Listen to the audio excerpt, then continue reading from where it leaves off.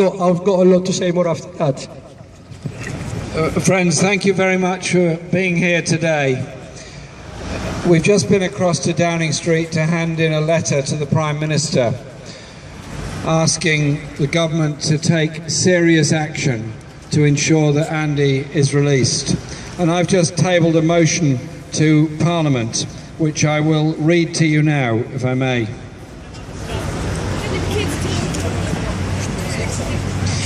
The motion I've put to Parliament, and I'll read it to you. That this House congratulates Mr. Andargachew Tsige on his 60th birthday, regrets that this is being spent in prison in Ethiopia, is aware Mr. Tsige, who is a British citizen, was tried in absentia, possible pressure on the Ethiopian government to secure his immediate release, and that has been tabled today to Parliament. Thank you. The facts you all know very well. Andy has lived in the UK for a long time, has never given up on his hope for democracy, for freedom, and all the things that we all want for everywhere, and has campaigned for them, was tried in his absence, which is illegal in British and European law, was sentenced to death, which is illegal in British and European law, was hijacked from Yemen to Ethiopia, which is illegal in anybody's law. And when I challenged this at the Ethiopian embassy to say, by what process was he removed from Yemen, I was told, we don't need a process, they understand it. I'm sorry, when you take a prisoner from another jurisdiction, you need a legal process. There was none. There's been no extradition request to Britain. There couldn't be because he's under a death sentence in Ethiopia. So Lord Andargachew and myself went to the embassy last week, and with our passports and our visa applications all completed, and asked that we be granted visas in order to travel to Addis to visit Andy in prison later this week. We were told in no uncertain terms we would not be allowed to visit him in prison.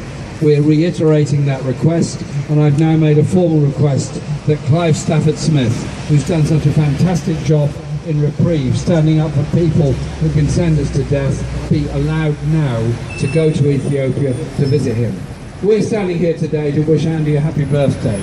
We're standing here today to stand up for justice and for human rights, and we'll stand here as long as it takes to get him out, to get his freedoms, and to get the freedom for all others that are subject to arbitrary law and arbitrary detention in the way that Andy is at the present time. The future of any country is democracy. The future of any country is freedom of speech. The future of any country is the right to express and report on your views. The future of any country is an independent judicial system. I want all of those things for Ethiopia. Andy stands for all of those things, and I'm proud to represent him. There was not a single word we needed to change 8 months later. The UK government has absolutely done nothing.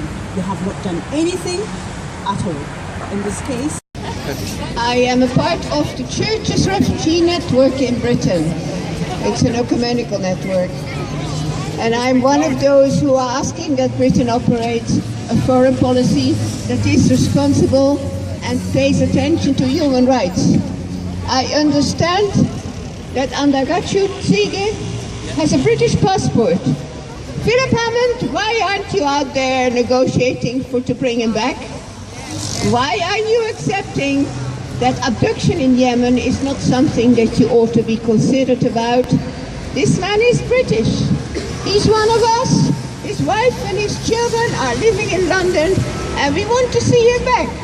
On his birthday, we are asking you, Philip Hammond, go and negotiate with the Ethiopian authorities to bring Tsige back to Britain. Thank you. Thank you.